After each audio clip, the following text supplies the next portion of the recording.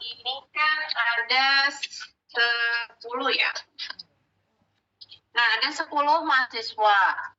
Jadi nanti 6 tema itu yang dibagi sama Ibu itu dibagi untuk 6 kelompok berarti. Kalau 10 orang kita bagi di dalam satu kelas ini berarti ada yang 2, ada yang sendiri-sendiri atau tugas individu biasanya ya. 1, 2, 3, 4, 5. Oh, ada yang sendiri apa 5 kelompok aja ya? 1, 2, 3, 4, 5. Ya udah 5 tema aja. 5 tema jadi nanti satu kelompok 2 orang. Ya. Berapa orang satu kelompok?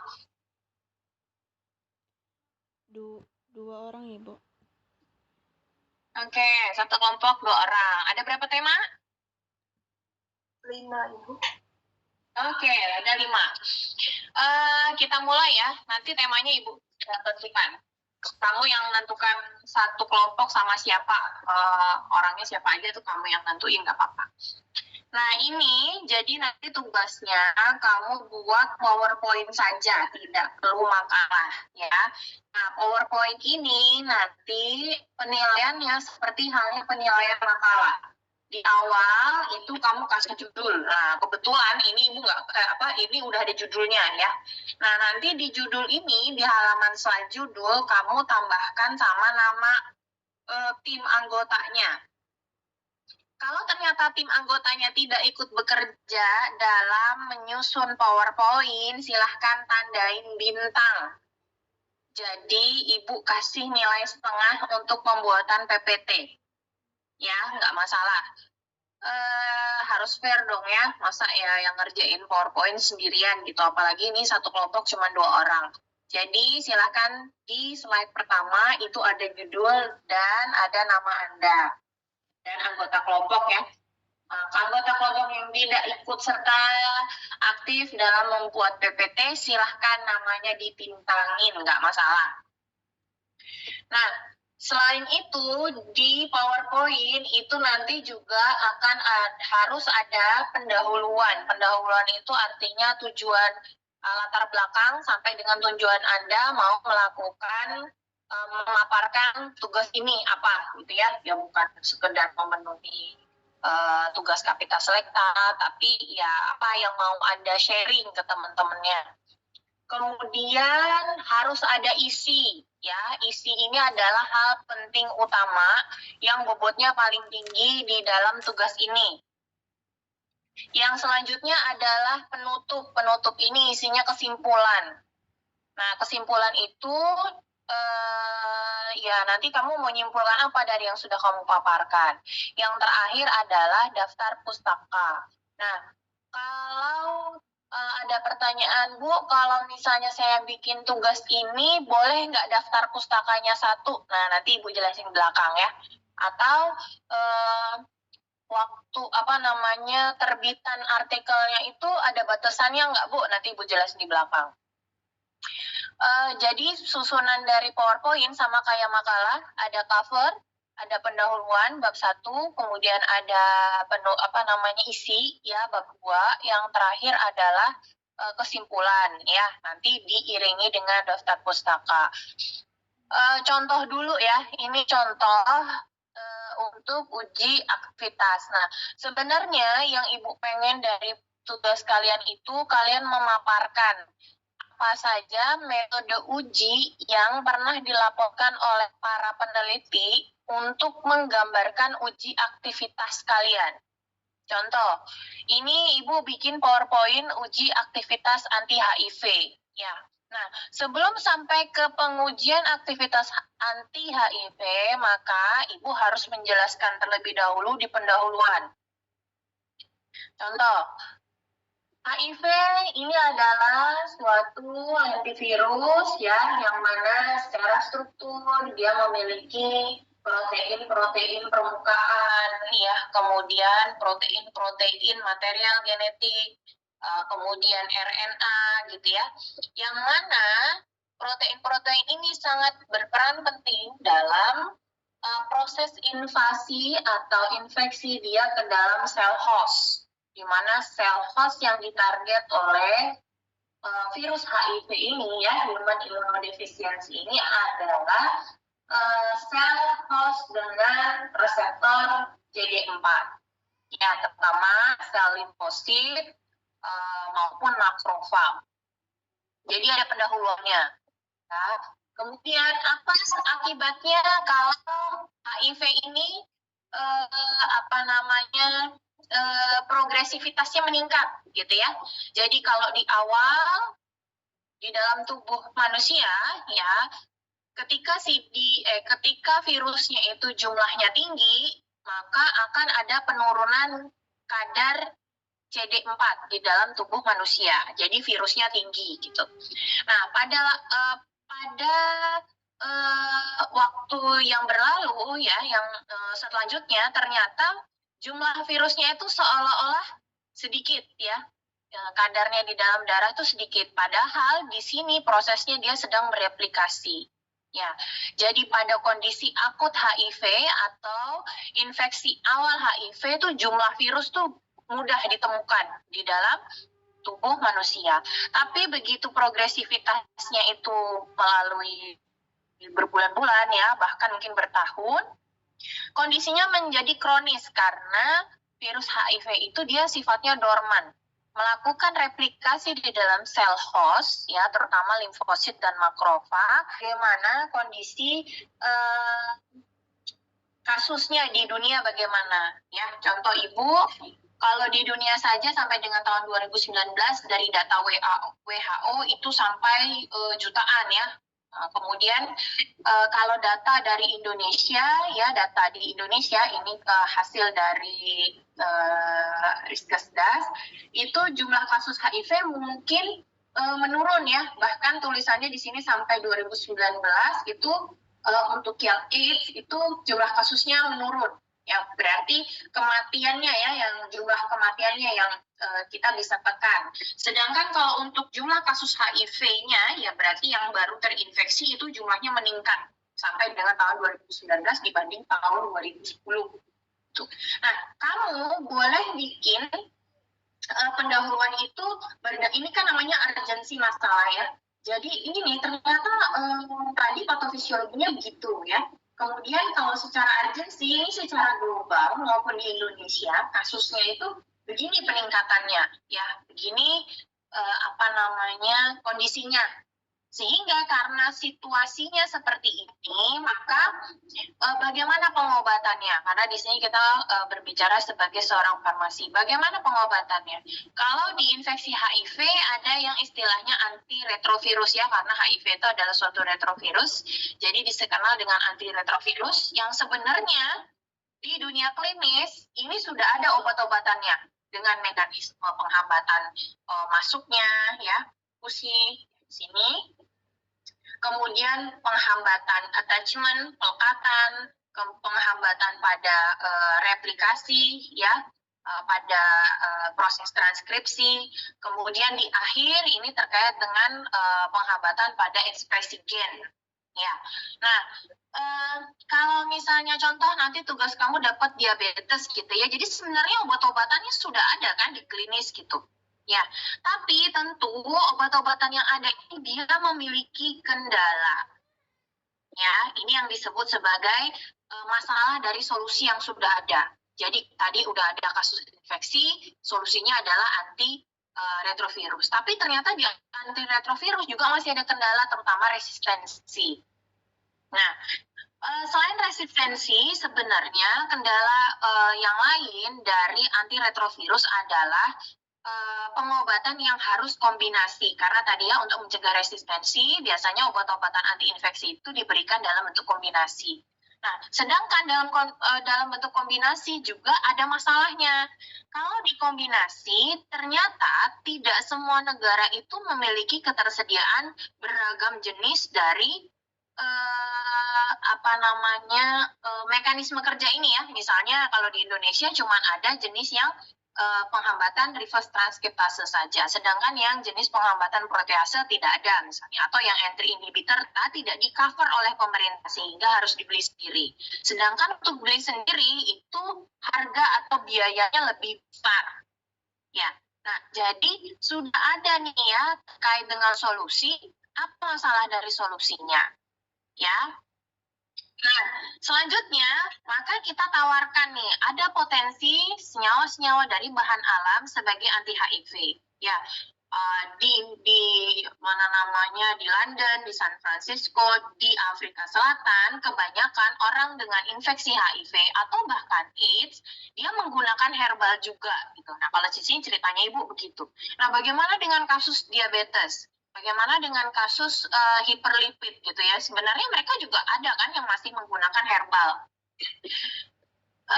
Herbal yang dipakai di sini ya untuk senyawa bahan alam yang bahan alam yang digunakan mulai dari tanaman.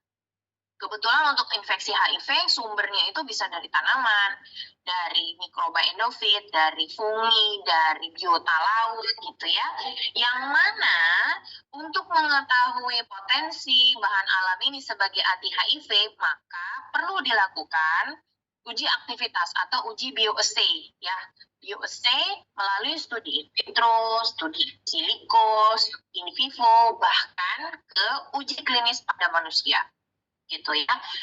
Nah, untuk yang pertama, jadi Ibu pengen nanti kamu udah berikan apa ya istilahnya masalahnya udah jelas urgensinya. Jadi tujuan dari review ini adalah tadi memberikan gambaran apa saja uji-uji aktivitas yang dapat dilakukan untuk merepresentasikan ada suatu bahan alam yang nanti ternyata bisa berpotensi atau tidak sebagai obat baru. Itu sebenarnya tujuannya ya. Nah, yang pertama di sini uji in vitro study. Oh, ternyata pengujian menggunakan studi in vitro itu kita bisa mentarget enzimnya. Saya bisa menggunakan pengujian berbasis selnya. Ya, jadi ada sel yang mana dia punya reseptor CD4, selanjutnya nanti dia diinfeksikan HIV, kemudian kita kasih bahan uji. Bahan uji di sini kaitannya karena kita adalah kapasitas selekta obat bahan alam atau mencari potensi bahan alam sebagai obat baru, maka sampel ujinya boleh ekstrak, boleh fraksi, boleh isolat. Ya, kemudian ternyata di in vitro study kita juga bisa menguji berbasis protein.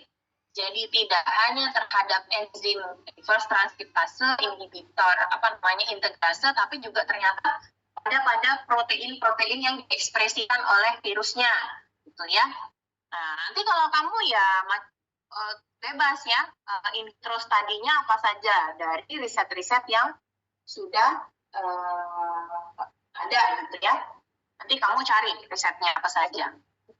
Ya, dari uji in vitro ini kita bisa gambarkan sampel kita aktif atau tidak aktif bisa dari indeks selektivitas ya, yaitu dari nilai CC50 atau cytotoxic concentration, kemudian dibagi dengan effective inhibitor ya. Jadi nilai EC50 atau berdasarkan nilai endpoint-nya itu ya bisa nilai IC50, bisa EC50 ya. Dikatakan baik jika kalau bentuk ekstrak berarti kurang dari 100 ppm, kalau bentuk senyawa isolat adalah kurang dari 25 mikromolar. Nah, itu tadi studi in vitro. Bagaimana studi in silico? Ternyata tidak hanya in vitro, tapi studi in silico atau secara komputasi uji aktivitas anti HIV itu bisa dilakukan, gitu ya. Nah, bahkan kalau dengan menggunakan studi in silico, tidak hanya kita bisa melihat hubungan antara aktivitas dengan struktur molekul, tapi kita juga bisa langsung mempelajari atme dan toksisitasnya, gitu ya. Nah, kemudian yang ketiga adalah uji in vivo-nya. Nah, di uji in vivo karena di sini adalah menggunakan hewan coba kecil yang kita pakai bisa menggunakan hewan coba transgenik namanya. Jadi ada tikus, ada mencit, atau mungkin kita menggunakan kelinci yang mana di dalam tubuhnya itu sudah disisipkan gen atau dilakukan transgenomik ya, yang mana protein-proteinnya itu harus sudah bisa mengekspresikan reseptor CD4 seperti halnya yang ada di manusia. Karena makrofag mereka, limfosit mereka itu ekspresi protein yang ada di permukaannya itu nggak sama kayak yang ada di manusia. Kalau nggak sama, maka nggak bisa nanti berikatan sama reseptor HIV kalau kita pengen infeksikan dia dengan HIV ya. Jadi harus dibuat model transgenik namanya. Nah, kalau kita menggunakan hewan yang lebih besar, ada namanya non-human primate ya, atau primata bukan manusia. Siapa saja primata bukan manusia? Primata bukan manusia itu kayak monyet ekor panjang, monyet ekor pendek gitu ya. Nah, monyet-monyet ini dia sebenarnya memiliki reseptor yang dia cenderung cocok dengan virus simian. Jadi jenis virusnya tuh, kalau simian itu simian immunodeficiency virus itu adalah virus yang dia menginfeksi pada primata, tapi gejalanya mirip kayak gejala yang terjadi di manusia. Jadi kalau kita menggunakan, yang harus diperhatikan ketika menggunakan in vivo study, maka harus mudah diperoleh dan mudah penanganan. Nah, dibanding dengan model hewan yang besar dengan hewan yang kecil, maka lebih mudah menggunakan model hewan kecil daripada besar ya, karena lebih mudah penanganan. Tapi harus dipikirkan secara genetik dan imunologi itu sudah terkarakterisasi tadi ya, terkait reseptornya, kecocokan dia dengan virus yang mau kita infeksikan ya, memiliki reseptor target yang mirip seperti manusia, karena harusnya di in vivo study kita menggunakan model hewan coba itu adalah yang paling mirip sama manusia. Ya, dapat memberikan gambaran penyakit, misalnya sudah kita infeksi, maka gejala patologinya itu kita bisa amati dengan mudah ya, baik viral load, baik jumlah CD4 ya kalau secara data klinis, atau mungkin adanya benjolan-benjolan ya, kalau seandainya orang terinfeksi HIV itu kan mudah terlihat dari awal itu ada benjolan ya di sekitar. Lakukan secara in vitro saja, itu udah cukup ya untuk pencarian senyawa baru dari tanaman ya untuk anti HIV. Nah, selain kamu mencari metode-metode tadi ya, kamu harus juga bisa menggambarkan senyawa kimia apa sih yang sudah memiliki aktivitas anti HIV yang asalnya dari tanaman atau mungkin dari bahan alam lain. Nah, ini Ibu kasih contoh, ternyata senyawa-senyawa ini sudah berpotensi, ya sudah terbukti berpotensi sebagai anti HIV.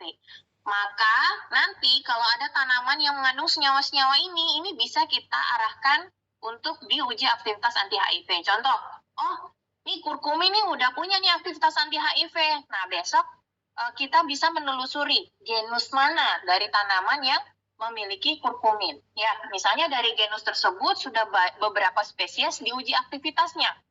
Nah, nanti spesies lain yang belum pernah diuji aktivitasnya bisa kita buktikan ya aktivitas anti HIV-nya. Ini contoh saja, ternyata dari biota laut itu juga sudah pernah ditemukan senyawa-senyawa dengan mekanisme-mekanisme kerja yang berbeda-beda. Nah, enaknya uji in vitro adalah kita tidak hanya tahu, ini beraktivitas nih, tapi kita bisa langsung tahu mekanisme kerjanya. Contoh, misalnya ini ada senyawa glyceryl ya, ini adalah suatu polipeptida. Ya, ternyata mekanisme kerjanya adalah penghambatan enzim reverse transkriptase. Jadi, mekanismenya tuh justru di awal banget gitu ya, sebelum dia bisa bereplikasi. Nah, sedangkan kalau yang integrase HIV ini ternyata dia sudah bereplikasi dulu ya, si flavon ini. Ini dia virusnya sempat bertranskripsi, tapi dia tidak bisa melakukan integrasi gitu ya. Nah, penghambatannya oleh si flavon ini. Jadi Ibu pengen kamu jabarkan jenis-jenis pengujiannya apa, terus ada satu paper masing-masing yang menjelaskan, kalau uji in vitro contoh papernya ini, kalau uji in silico contoh papernya ini, kalau seandainya ada uji in vivo contoh papernya ini, gitu ya. Kalau ini contohnya uji in silico, di mana targetnya adalah reseptor yang menggambarkan reverse transkriptase ya. Nih, senyawa yang diuji adalah ini gitu. Kemudian untuk menggambarkan mekanismenya mana yang paling bagus adalah dilihat dari binding energinya ya, pengikatannya. Makin minus di sini makin baik gitu ceritanya di paper ini. Nanti Ibu pengen juga kamu tidak hanya menggambarkan, ini prosedur kerjanya begini, tapi cara membaca datanya seperti ini. Ya, jadi kalau diurutkan mulai dari nomor 1 sampai nomor 10, Mulberin yang paling aktif diikuti Pluseursida A, kemudian Pitexilacton. Ya, ini adalah 3 terbaik. Nah, tanaman metabolit-metabolit ini bisa ditemukan di tanaman-tanaman ini contohnya ya. Kemudian ternyata natural product atau senyawa bahan alam tadi itu tidak hanya diuji di tingkat in vitro maupun in vivo saja. Ada beberapa senyawa yang dia diujikan langsung ke manusia ya, karena udah terbukti in vitro, terbukti in vivo, dia dilanjut ke manusia. Ternyata hiperisin, kurkumin, andrografolit ini sudah pernah diujikan pada manusia. Atau misalnya dalam bentuk Moringa purpurea, kemudian ekstrak Moringa oleifera, sudah tanaman ini ya, semua senyawa ini paling tidak kalau memang ada satu contoh yang sudah sampai ke uji klinis, silakan nanti dipresentasikan ya. Kalau ibu kan banyak banget ya daftar pustaka. Kalau kamu nanti misalnya dapat apa ya istilahnya dapat paper yang kemudian papernya itu satu saja, artinya dia review artikel yang bisa merangkum yang tadi semuanya, itu boleh. Jadi satu paper itu untuk nge-review uji aktivitas in vivo gimana, in vitro gimana, in silico bagaimana, boleh. Nah, nanti tinggal contoh-contoh papernya yang masing-masing satu. Oh, kalau uji in vitro ini saya dapat satu, ujinya seperti ini. Kalau uji in vivo saya dapat satu, ujinya seperti ini. Atau nanti kalau seandainya dapat yang uji klinis, ini saya dapat satu contoh paper seperti ini, gitu ya. Nah, nanti untuk yang diuji in vitro, in vivo maupun in vitro atau in vivo, kalau di in vivo itu nanti ibu pengennya kamu memberikan gambaran jelas terkait dengan model induksinya. Contoh, kamu dapat tugas hepatoprotektor ya nanti. Maka kamu harus bisa menjelaskan kalau mau nguji aktivitas hepatoprotektor, jenis-jenis induksinya itu bisa pakai CCL4 ya. Terus kemudian ternyata saya bisa pakai induksi paracetamol. Ternyata saya bisa pakai induksi ibu lupa apa sih namanya itu obat yang untuk TB itu ya, rifampicin atau apa gitu. Nah, nanti dari model-model itu yang mana yang paling baik atau dipergunakan pada saat kita pengen menggambarkan yang bagaimana dari mekanisme hepatoprotektornya, begitu ya. Nah, atau misalnya nanti kamu dapat induksi tema diabetes. Nah, maka induksi-induksi diabetes itu ternyata tidak hanya pakai streptozocin ya, ternyata bisa kita misalnya pakai fruktosa gitu. Nah, kamu nanti harus gambarkan yang mana yang paling ideal atau misalnya yang mana yang paling murah dipakai. Begitu. Ada yang mau ditanyain dari tugas yang harus kamu kerjakan?